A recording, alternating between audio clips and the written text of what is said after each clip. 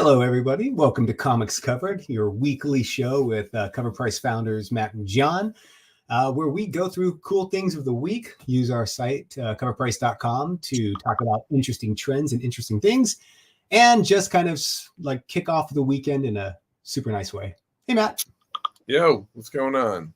So I always, Matt, last time you gave me, you messed with me because you're like, we talk all the time. It's just so funny to go through the motions. How are you doing today? Yeah, fine. Yeah, but this week or today, we haven't really talked at all today.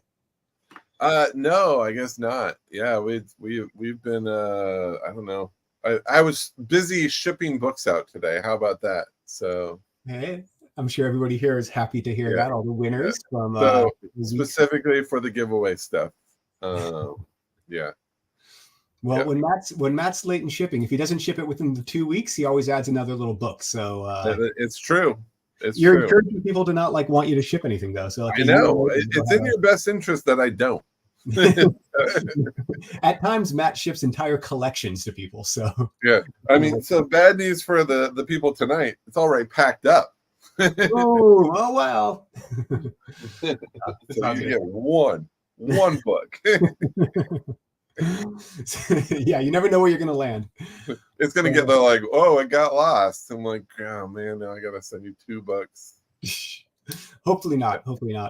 Yeah. I mean, this is one of the few places where it's pretty. I think we do some pretty good giveaways. Usually we used to do these. We did a lot of the giveaways on our main channel. People sign up. We still do we partner up with people, but there was a request a couple weeks on the show, maybe it was last week, to do a members only one on our main channel of something a little more substantial, which we'll definitely do. We just gotta it out. Back in the day when we first started, we were giving away like $500 comics, and for the big ones, like sometimes we'd get publishers or retailers to sponsor like $1,000 book and stuff. It was great. Just take comics, throw them, like make it rain with comics, basically. But we need to get back to that. I remember when we first launched, we did a Spawn, a Miles Morales. We did a best our greatest hits. Basically, the books that kept showing up on our list and kept showing up, which was Spawn 1, as you said, Ultimate Fallout 4, and I forget what the third one was. There was another. Oh, it was Batman Damned. So we gave those 3 books away. But we did 3 giveaways with Ultimate Fallout 4 when they were selling for $100 a piece. They were my copies that I gave away and kind of donated, and then that, like, literally a year later, they were $1,000 raw, or about $600. I remember seeing that happen, and it was like, wait, didn't you just give away like 4? I want reparations. I can't hear you. Speaking of giveaways, though. Tonight we're going to give away Ghost Machine number 1. This is actually a really cool comic. I didn't know. This is the Comics Pro black and white version. So this is a pretty good book to have. Like right now, I think it's a fair market value around $45. There are people who have these listed for much more. I do think it could go up when people come back around. Yeah, if you're not reading the Ghost Machine universe, everyone loves it. There's just nothing but positive word of mouth on this. It's a fun, connected universe. They had like Geiger and G.I. Junk Joe or something, or Joe, or what was it? G.I. What was his name? I'll find it. Junkyard Joe, and then there's Rook, and then who's the guy on the top left? The Simon Pure? No. What's his name? Jeez. I know it's Geiger. I know Geiger's on the right there, and I think. Oh my god, I can't remember the name.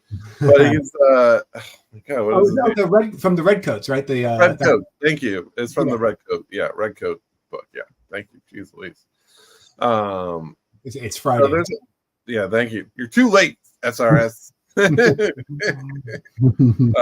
Yeah, it's Redcoat. Everyone loves it. I mean, it's very surprising. They started with Geiger, and then they did Junkyard Joe, and then it just kind of flew under the radar. People liked it. It was fun, And then literally, I think what was a year later, maybe 2 years later, about a year and a half or so, then they came out with the Ghost Machine and all these connected issues, and people are like, "Oh, this is a big thing."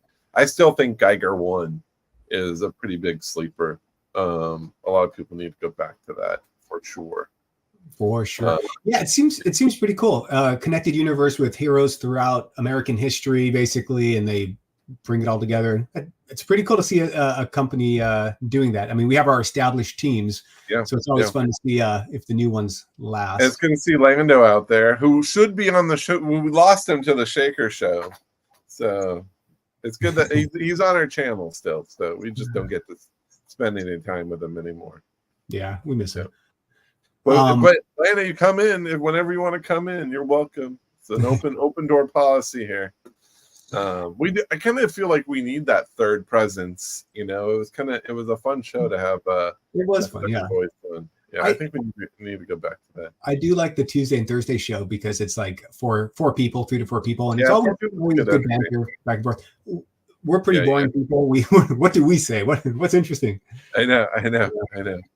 You guys are very generous and kind to listen. Right. I know, totally.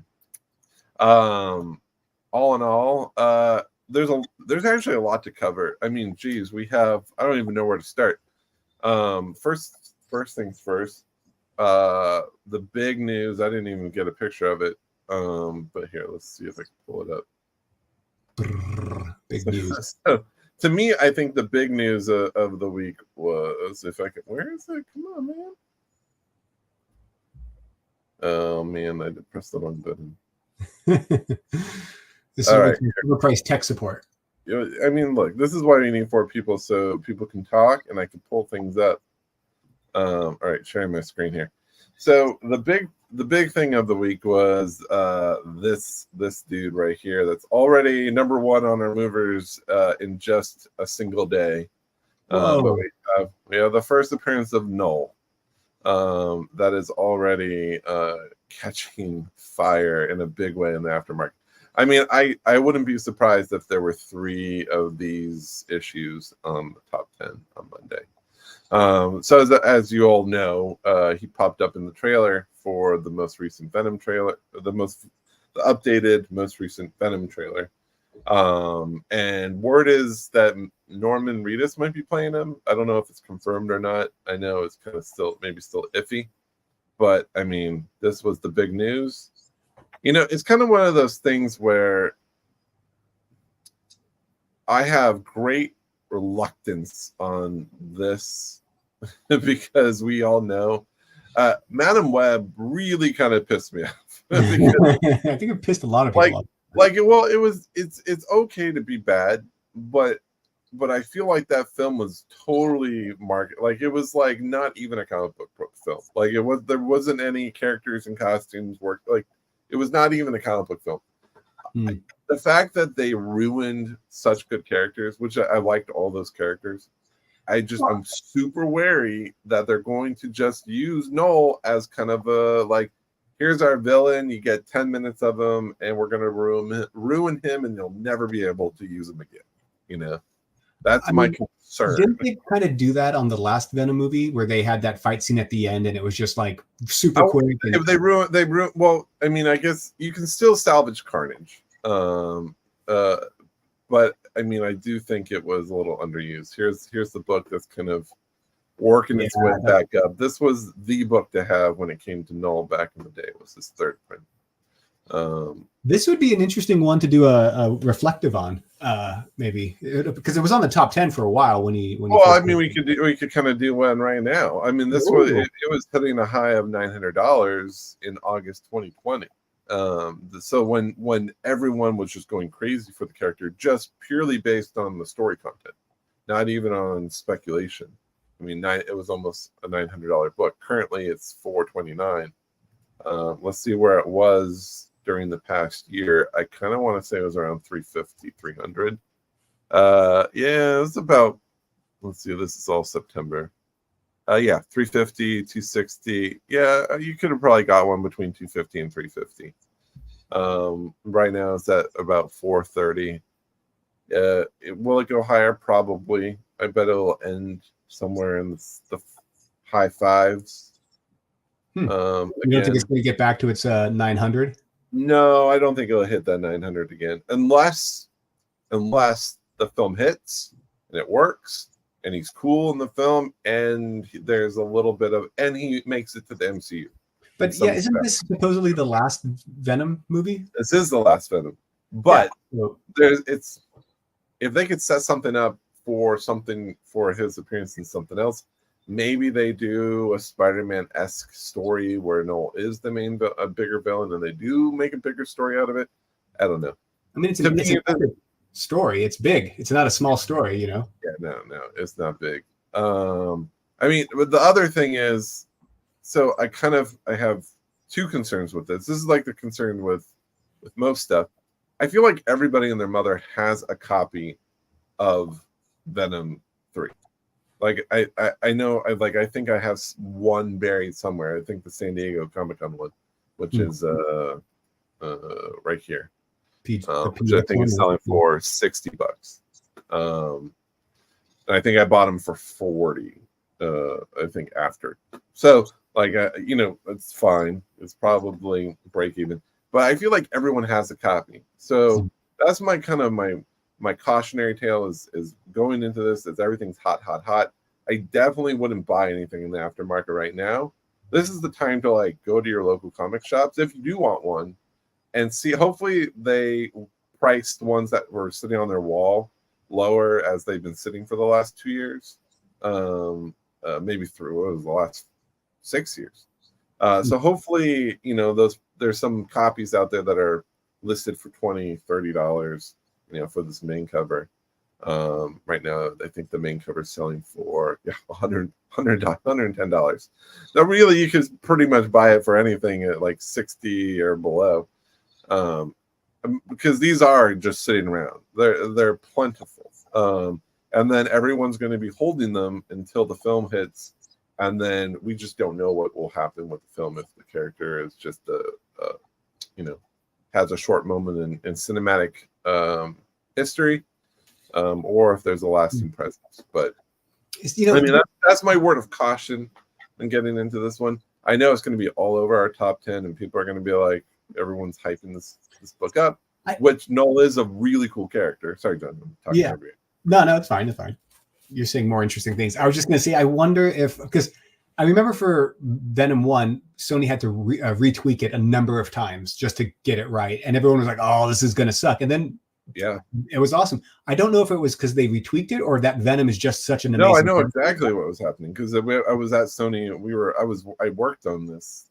We were in brand, so we kind of worked alongside them. Yeah.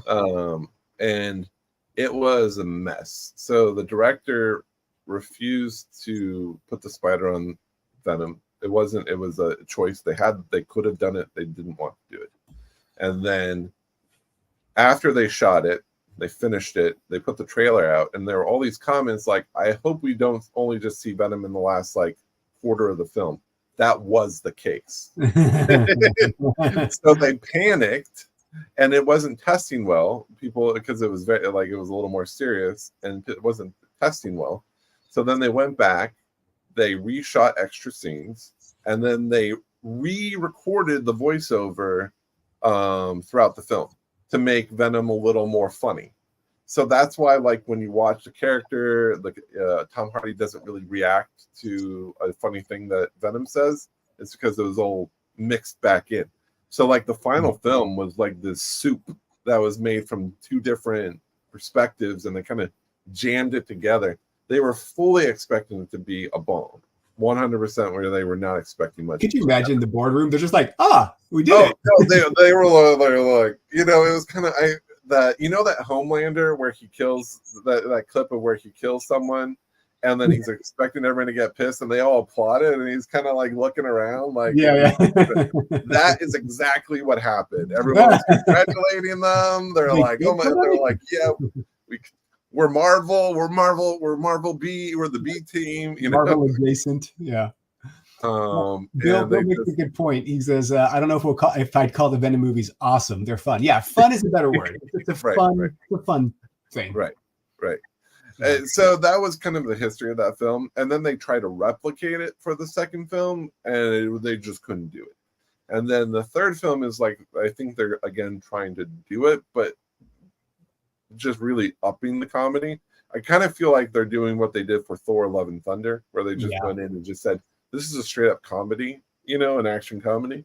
It's a buddy cop. It's a buddy cop movie. It's a buddy cop movie, yeah. Which I don't know if that fits the Knull tone, right? Like I feel like Knull's a very like serious, threatening villain. And they did have a little bit of heart at the end of the trailer, like Venom was, showing his affection for Eddie, like in the trailer at least. But at the same time, I don't know, when does Venom come out? Let's see, Venom 3 release date. Yeah, the Venom horse is going to be hot for a bit. That's for sure. October 25th. Wow, we're coming right up to it. I didn't realize it was so close. We're like a couple weeks away, a month away almost. So that's not a lot of time for Knull. Like that is, you definitely don't have time to get stuff graded. That's for sure. Wasn't Knull the Necro Sword or something? Like, his Necro Sword was his creation, and I don't know how Gore ended up with it. Right. Yeah, I was gonna say there's a tie-in to Thor, so maybe they'll try to do something with that. Yeah, I don't know. Speculating. I don't think Marvel has that much say in any of it. But still, I think there will be some. I mean, it all depends. I mean, we literally only have a month of this Knull heat, which is interesting, instead of having like a year of promises of Dazzler in Deadpool 3. Yeah. Derek has a good question. I don't know if this is even in the comics. What's the first Venom horse in comics? It was. It was. Let's see, I believe it was a recent issue. I believe it was in Venom. We gotta make our keys searchable. That's coming with the database update. Yeah, there you go. Yeah, you guys will be able to say first appearance of Venom horse, and it'll pop up. Yeah, so once we get that finished, here it is. It's so it's Venom War, this year, issue number 1, and it's this book right here. Boom. Which is actually a pretty good cover. I think that's Clayton Crane. It just looks creepy. I like it. I like it a lot. I mean, it's kind of it would have been better if his head was a little more extended out. But that's interesting. So the symbiote could go with any animal basically. So it could be a bear. It could be whatever. Yeah, I mean, I know it drains its life force pretty fast when they do those quick bonds. Like they pretty much leave them for dead afterwards. So I don't know how they'll treat that. I don't know. I will admit the film does look fun. So I'm there for it. I don't expect long-term potential for Knull. Knowing what we've been given from Sony in the past, they don't leave a lot on the table. They kind of use up everything and then throw it away. So I'm very nervous about that. So Zabit's saying that Marvel says each issue of Venom War will have a Venom horse variant covered by Clayton Crane and a one-page bonus story from Al Ewing. Is that true? And Carlos Nieto that introduces this new symbiote icon. Ooh. Yeah, here. Considered an icon. Whoa, right in the crotch there. Easy, Venom crotch. There is a Venom horse. He's right. Let's see. Let's go to issue 3 here. That's ridiculous. All right, that's silly. All right, too far. you had us. Next one.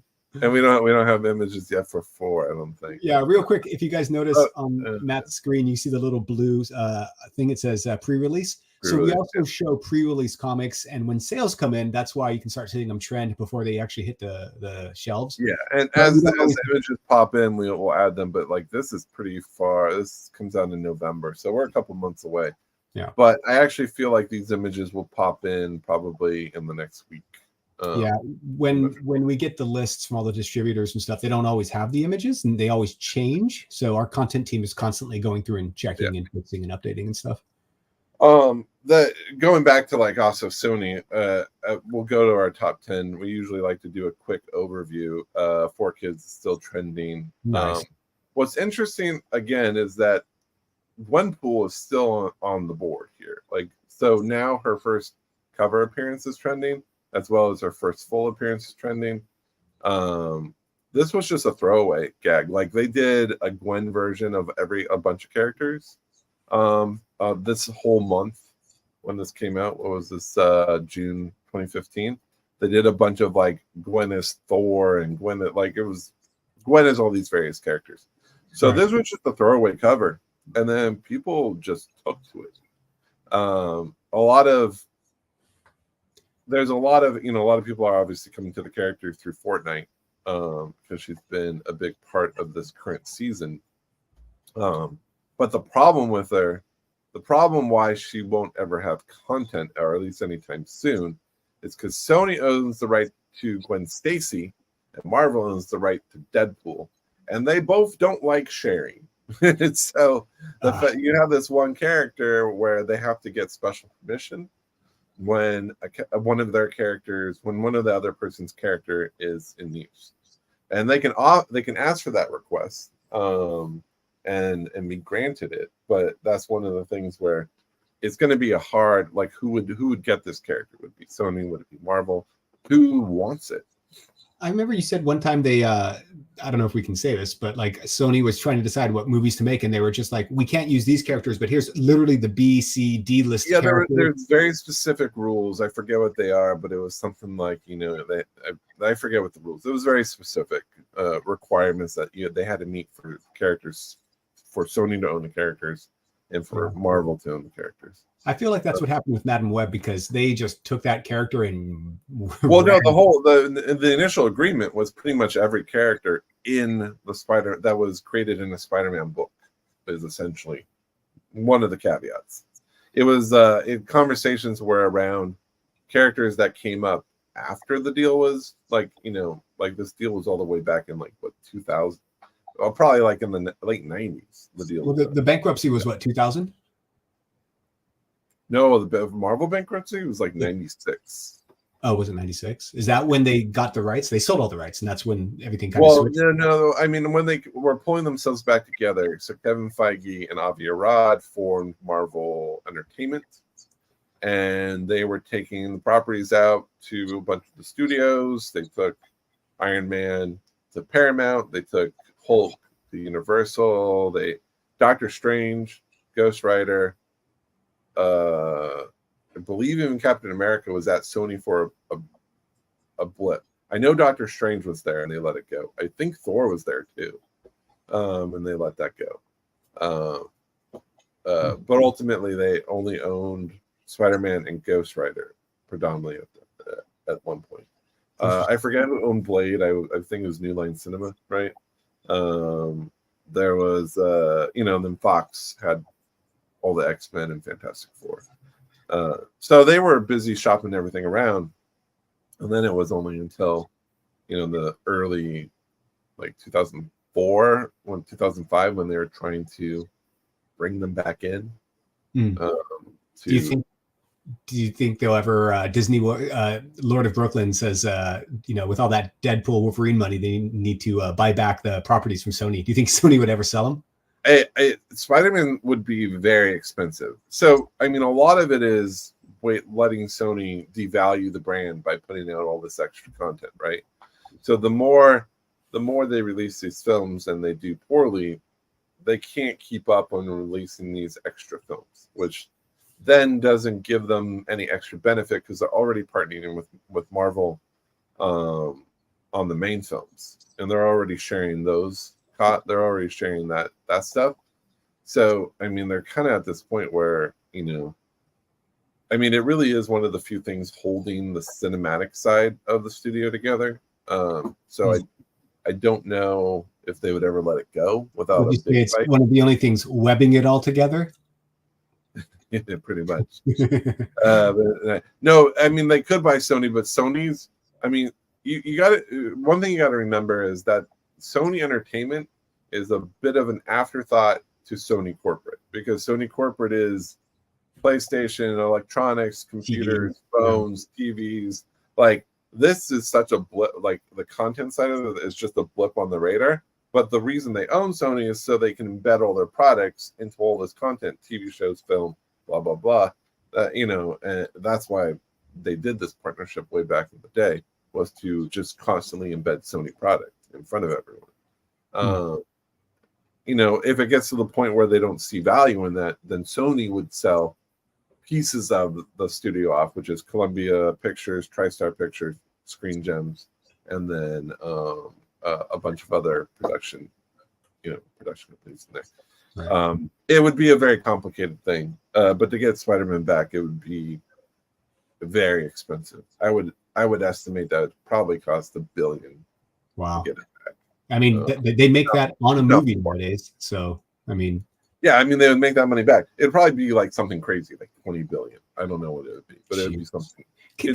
How crazy is that, to have a character valued at something ridiculous like that? Just There's because no character more valuable than Spider-Man in all of the comic verse. Like, there's no character more valuable than Spider-Man. He's it. He's it. I'm sorry. I like Lord of Brooklyn's comment. Sony execs need to put a Symbi horse head in the Sony execs bed. It's a very complicated relationship. It's a very sensitive relationship.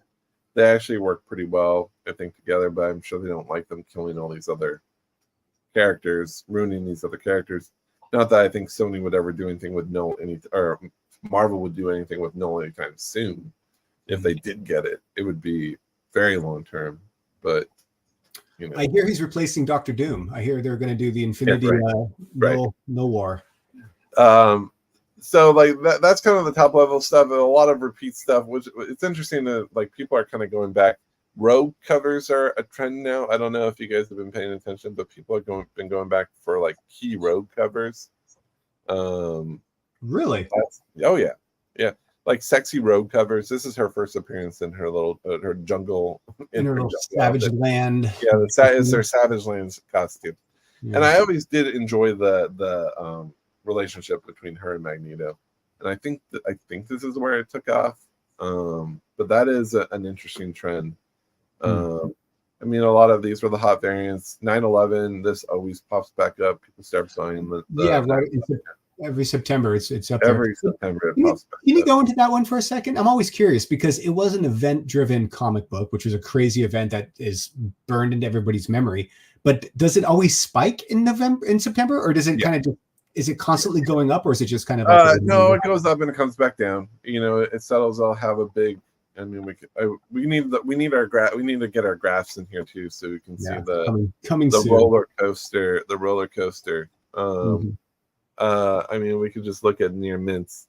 But like here's September, it's $50 throughout the year. I think it just holds pretty much at value. I'm trying to go back to last September here, which was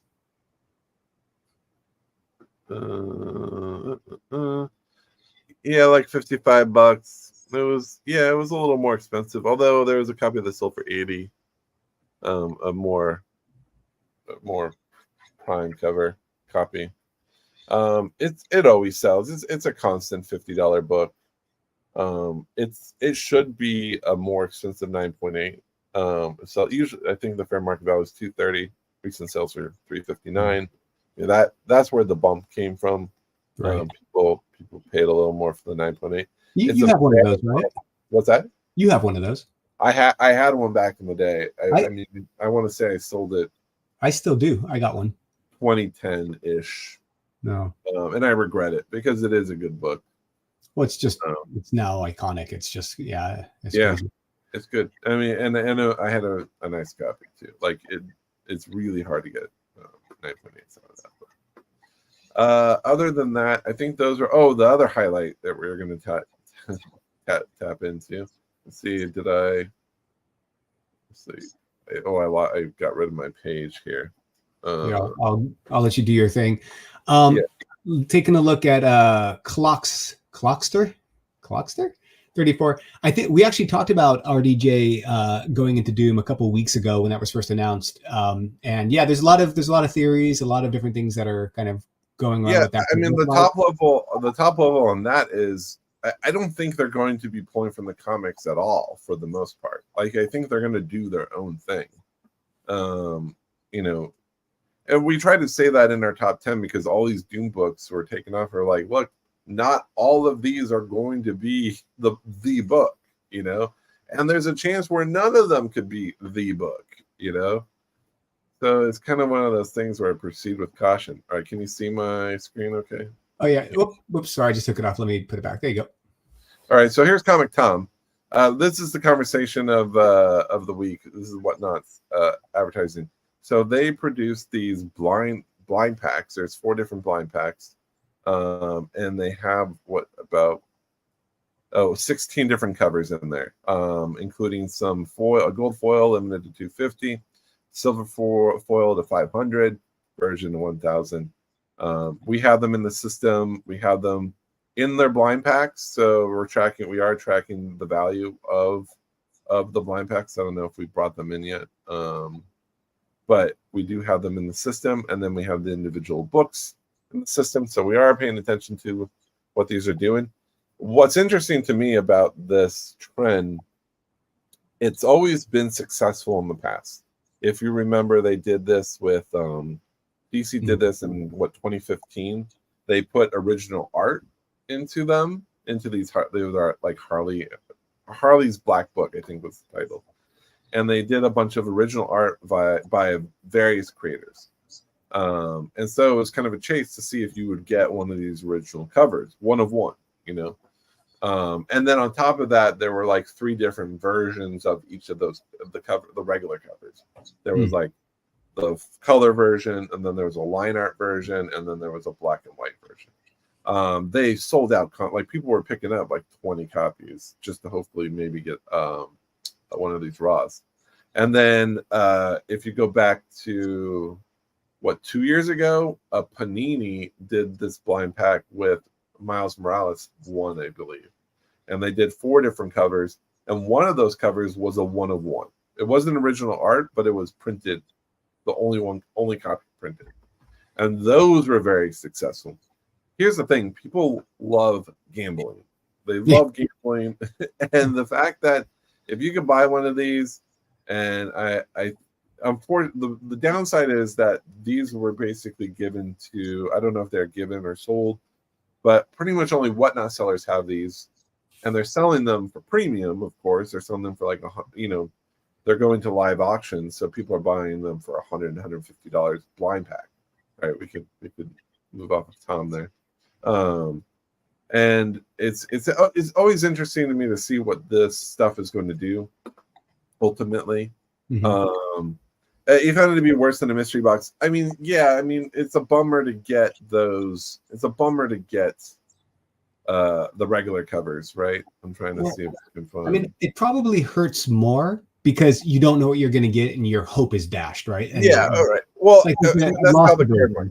Yeah, sorry, John. I talked up. No, sorry. Okay. It's loss aversion. Like, it hurts more to lose something than to gain something, and it's weird because you think you might have it, and then you lost it, and so it sucks more.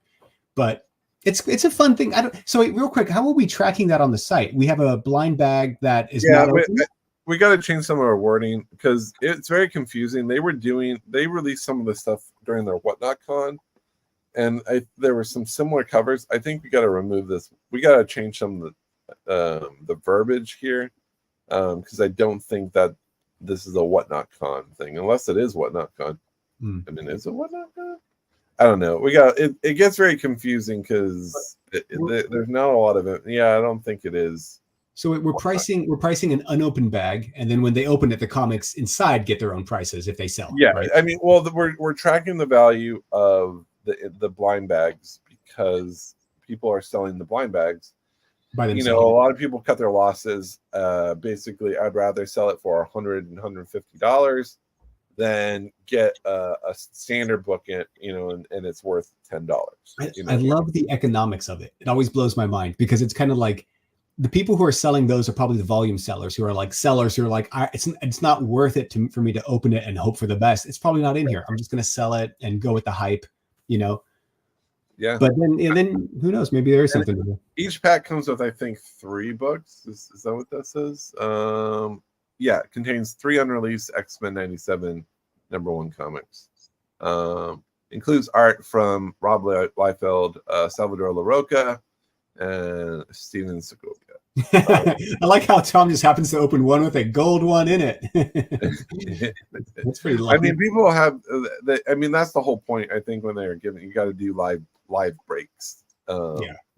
You know, obviously you want the gold, and then I mean, the 50 of the gold of each of the gold were signed by the artists. Those are the super rare ones. I don't know what they're doing right now on eBay, but you know, because they just started taking off because they just made them available today on Whatnot, so people don't really have them in hand yet. Whatnot blind pack, but I know people are probably already pre-selling it. Like here, you can get they have a gold version of each of the covers. $800 starting with a live auction. Yeah, you could buy a blind pack, one of the blind packs, $200, or make a best offer, and maybe they'll see if they'll take it. I like Gabe makes a good point. Like these seem like they missed the not the gravitas, but the energy of the show. Like this is they're releasing these, like the show's been out for months now. Right. I mean, I don't know what I mean, like, but these, I mean, the whole point is they're very hot. They're very hot right now, and everyone's kind of talking about them. The thing is, buckle in. This is now going to be a thing. Because it's successful. It is a great way to move product. It makes it so hard for us to run our damn business, though, because it's like comics, man. Comics have so many different variants and like variations and contests and giveaways and errors and European and foreign, and like just so crazy. Here's a gold signed gold foil, $400. We'll have to check and see if that was the final price. I thought it was a little lower because we usually don't see this nice even number. People that usually tend to offer like $350 or something very even. So I'll have to double check these and see now that these sales are going through. We'll actually have to pull them in. But I mean, it's fascinating to me. It is a really, really good way to move product.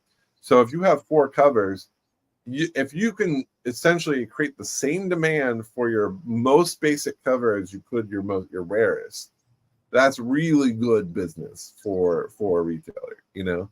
Oh yeah. And you're not just getting people buying one.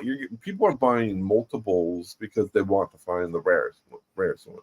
Oh yeah, the gamification is, especially for this community who are treasure hunters. Like this is like you can't resist it. Zabit has a good point though. He says originally it was meant for Whatnot Con, but there was an issue with the production of the packs, which delayed them until recently. Okay, so that's super helpful because we've had them in our system for months now.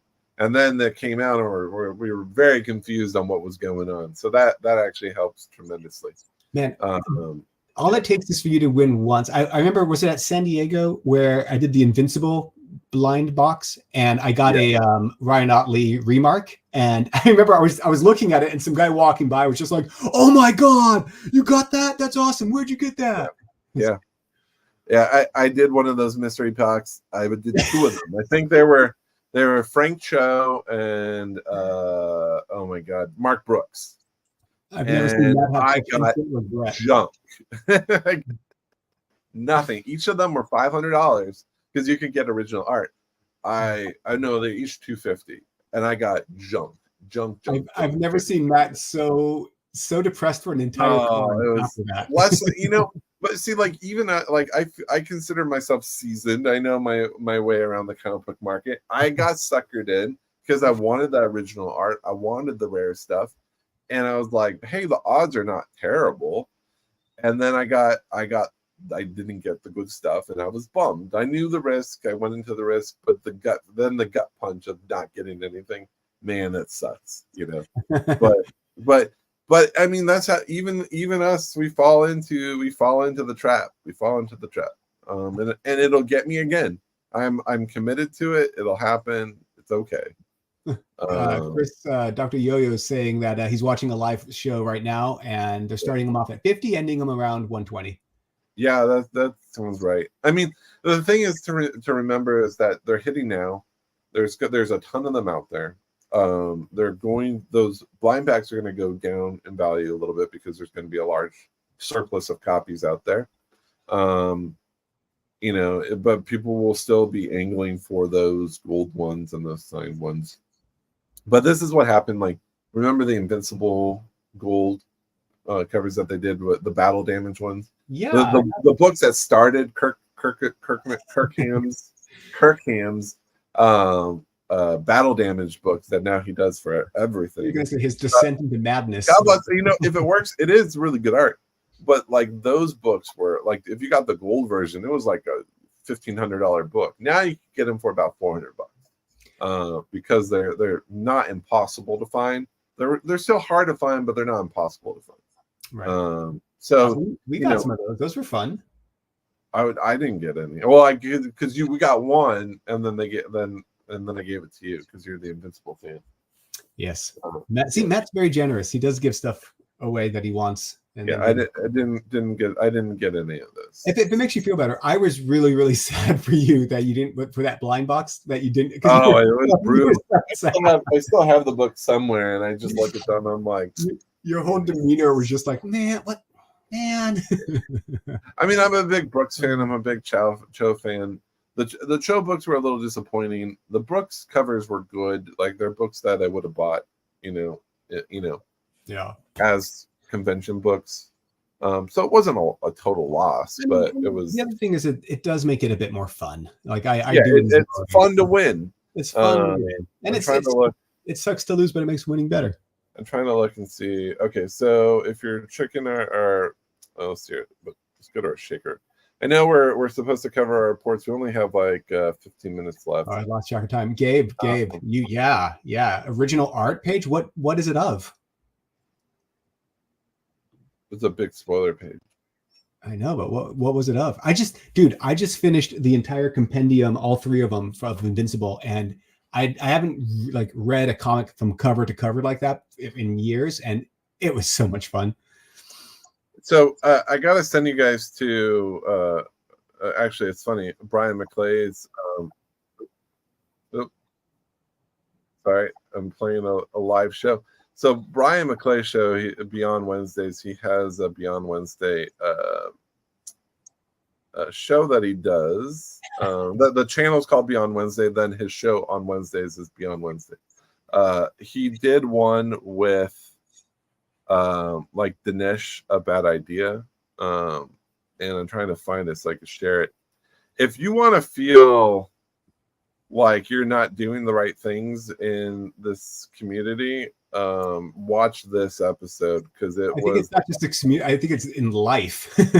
Yeah, here I'll drop it into the link.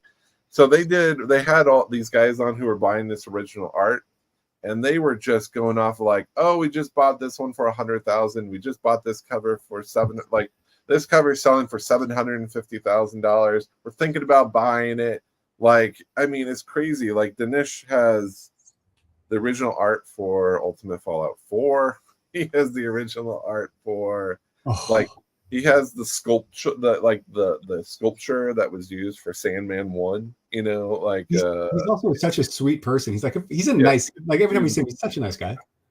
But just listen, like if you watch that link, it's just I've never felt more wrong about what I've purchased or collected in my life. All my life choices are called into question. Well, it's just, I mean, it was a good point. Like if we were, instead of going up, like the whole point they were trying to make, if 10, 15 years ago, instead of going up to people and asking for autographs or doing a quick commission, if you asked to purchase any of their art, which was probably back then a couple $100, you would be doing very well today. Like that was the thing. Like, but you had to have that foresight right back then to recognize that. I mean, it's a hard buy-in though. It's a hard buy-in. Yeah. Yeah, he has the original. I mean, but the other guy that was on there, I forget. I hadn't heard of him before. But the things that they owned and we're buying and looking at. And it's I can't even. I'm so not there. You know, someday, I'm like, someday. yeah, it is so not there. I do have some original art, but it's like nothing that would be like, oh my god, I can't believe you own it. Anyway.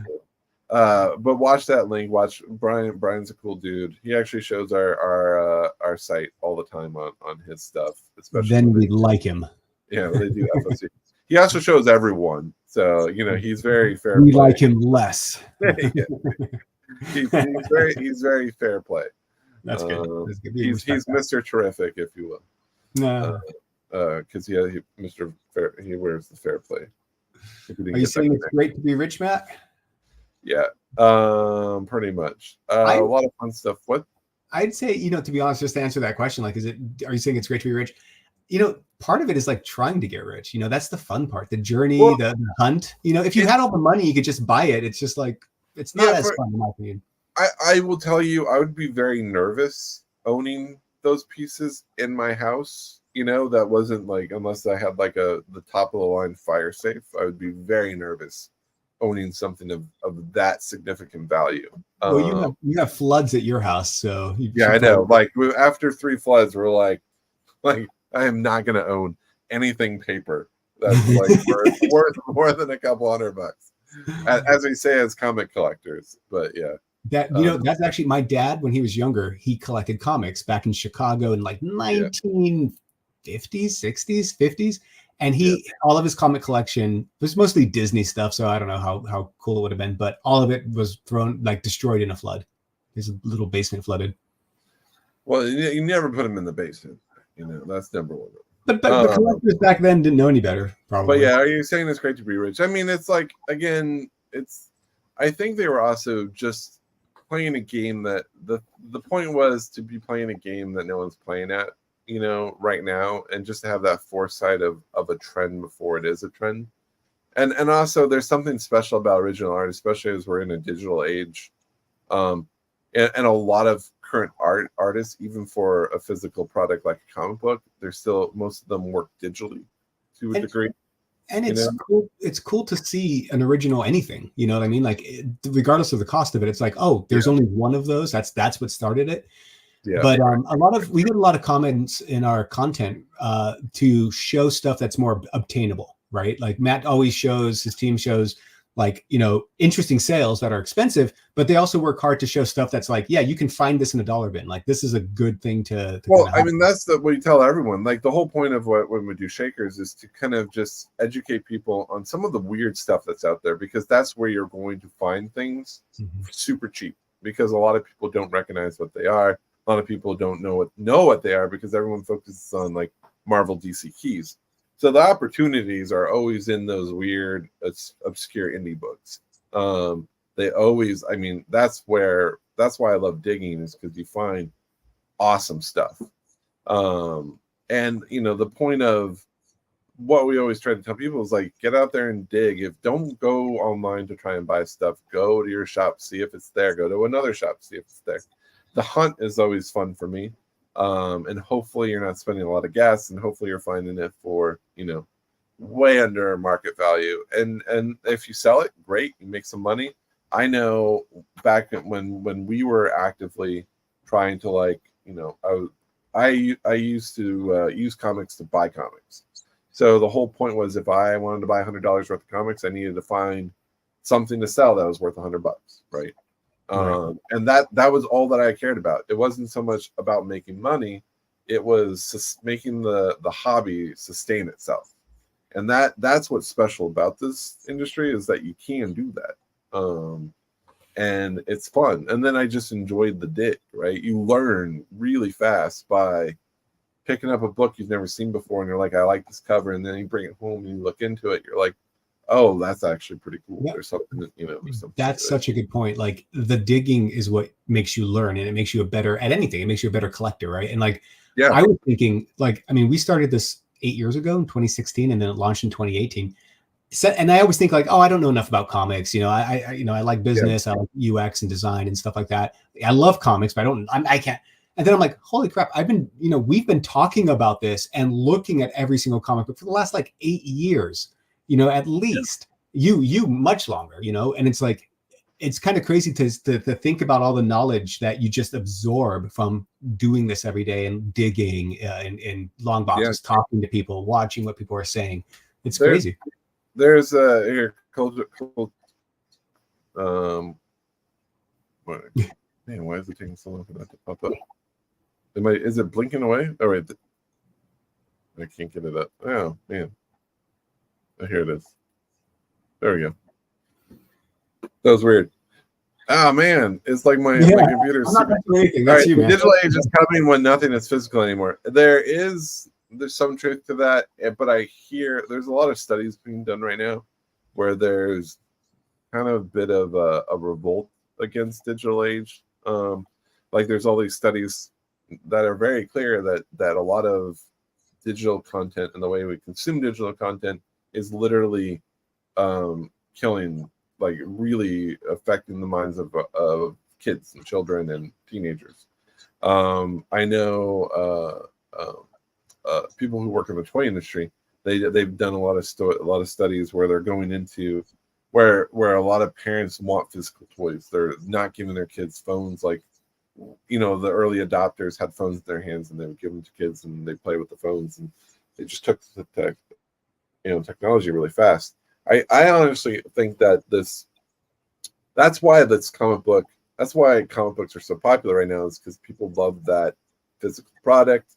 They like that they can go, that there's value assigned to new physical content and old physical, basically any new comic or old comic has value of some sort. The fact that you can buy it for $4 and it's still worth $3-4, some of them might go down to $1, but there's still some value to it. And yeah, what Concrete Sandals is right. It's not the same reading them online. You can do it. And I do actually read a lot of contents, because I read a lot of comics now digitally because people can send us early review copies and they're all digital. So I do, just because of the nature of our business, I tend to read more digital than I do physical. But that's not to mean I don't prefer the physical. I definitely prefer the physical. We had a guy who was working on our team, Matt Bertner, who was a composer, and he would compose scores to be read with the comic book, and he did one for Silver Surfer Black, and it was awesome. So he would time it so that as you're reading it, the background music would change, and like I thought it was always such a fun idea, because it's very hard because you have to do it for every single comic, but it was a compendium or an add-on to it. It was really fun. Derek is saying that his used bookstore, that his LCS is a used bookstore, and he's having more sales than he did a year ago. I mean, it's true. Like, my daughter buys books nonstop. And I was like, you go to the library. That's how we were raised. Like, go to the library. Why buy the book? You just borrow it for free. She was like, no, I want to have it. I'm like, but you're not going to read it again. She's like, I want to have it. I just want to have it. I'm like, go to the library. Like $15-20 a book, But there was this, like, she wanted the physical thing, and wanted to keep it. And I think that it was interesting to me. There is pushback on a digital only world right now, and I do think that's a growing trend. Where other things, like, I know content is, who knows what the life of theatrical films will be. I feel like that's the one that I think is in really big jeopardy right now. So it is all a cycle, absolutely. For sure. Hey, I'm going to I know we have about 4 or 5 more minutes just for the show, which let's run the giveaway. Yeah, but so guys, we're giving away Ghost Machine #1. Those of you who joined a little bit later. We give away a comic book every single show, as long as Matt ships them on time. That's my new rule. That's but Ghost Machine, awesome comic book. Which one is this one, Matt? This is what variant is this? This is the Comics Pro black and white for Ghost Machine #1. So this is the first book that pulled all the characters together. There was an ash can for this from New York Comic Con last year. Was it New York Comic Con? No, I think it was MegaCon. Anywho. Seems like a good story. To enter, type into the chat, to the comment, hashtag GHOST, GHOST, and you'll be entered. So do that. We'll run in about 5 minutes or so. Well, we'll run in like 3 minutes. We'll run it in 3 minutes or so, is what I meant to say. Because my family is like, let's see if it gets off this call at 6:30. Because my family has to eat. That's what I promised them, and so I got to make this promise. They all wait outside his door and knock. They're like literally watching. Yeah. By the way, I like your new setup with the comics behind you like that. It looks very professional, Matt. Oh, it was just because the one guy who commented who said he didn't like our setup. I mean, I have to read. My whole plan is to redo this office. And it's been because obviously everything is blowing out. I used to contain everything on these shelves, but now it's just getting out of hand. Curse you, Zabit. Don't you? How many people do we have? 46. What's that? We got 46 watching. Oh, yeah. Competition's getting big. Yeah. Woo. Yeah. Someday we'll make our little backgrounds all cool and whatever. It's just we're running a business, people. we're not YouTubers. We're not like your Twitch hosts. We're literally in our houses running a business. But it's fun. I really have been liking these. Concrete Sandals is going to totally win again today. Watch. All right. Like, I'll never win again. I'm like, yeah. You say that, and you're going to be that dude that wins every single week. And then people, you're just like, you're like hoping not to win because you don't want to like be that person. Hey, while we're waiting, Bill had a good question. Have you seen that Cates and Stegman are tweeting about not getting paid for Knull in the movies? Yeah, that's super common. I mean, very common. None of the creators. It's up to the discretion of the studios to give them kudos and pay them something. They don't have to because they signed everything away to Marvel per their contracts. And then all that stuff kind of falls under whatever the bigger agreements are. Like, I know Knull is one of those things that was created after the Spider-Man agreement, but it was one of those things that still felt into like the whatever the amendment was.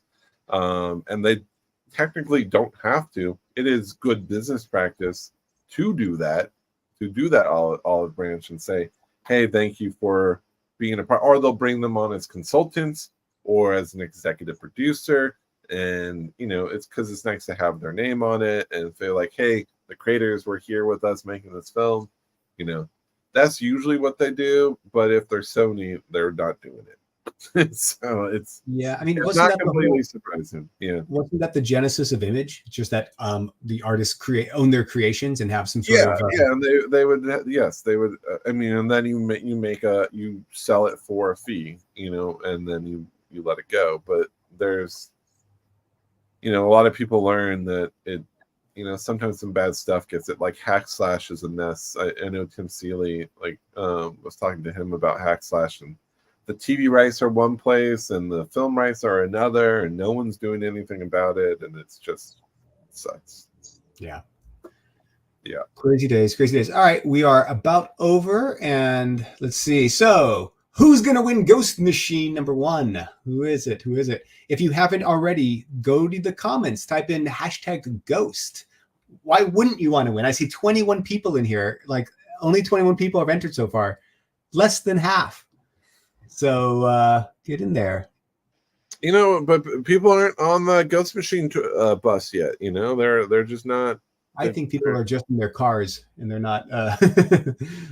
People don't like free books. They really don't like getting free comics. Who wants it? You got to put it someplace. You got to store it. It might be worth. But something. if it was in a mystery pack and we sold it to them for 120, actually, Matt's gonna put it in a brown bag, and we're telling you what's inside of it. But it is a mystery. There might be something else. If you win it, if you give us an extra $100, I'll put 2 mystery books in there, and it might be at least worth $100. I think we're missing out on like the whole gamification thing. I know we should be. We're doing the things completely wrong. Yeah, we're doing it wrong. Oh well. All a quick before we run the giveaway, thank you guys for watching and listening. Always appreciate you. Thanks for spending your Friday with us. And I hope you guys, of course, have a wonderful weekend. Let's go ahead and run it. Ready? And the winner is...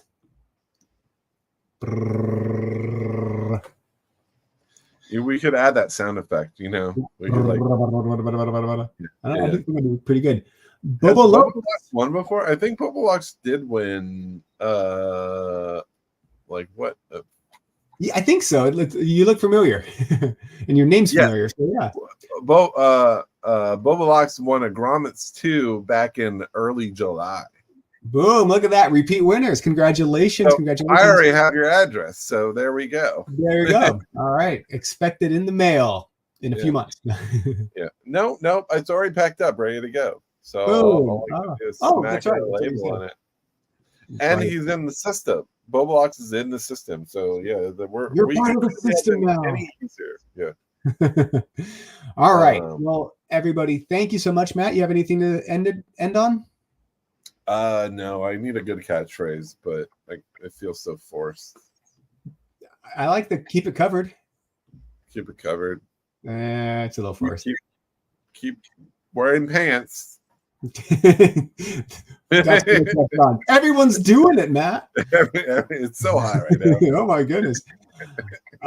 Then for Matt and myself, again, thank you guys for watching. Have a great weekend. Keep digging in those long boxes, as Tim used to say. And Bill said, no. All right. Keep on wearing pants, everybody. All right.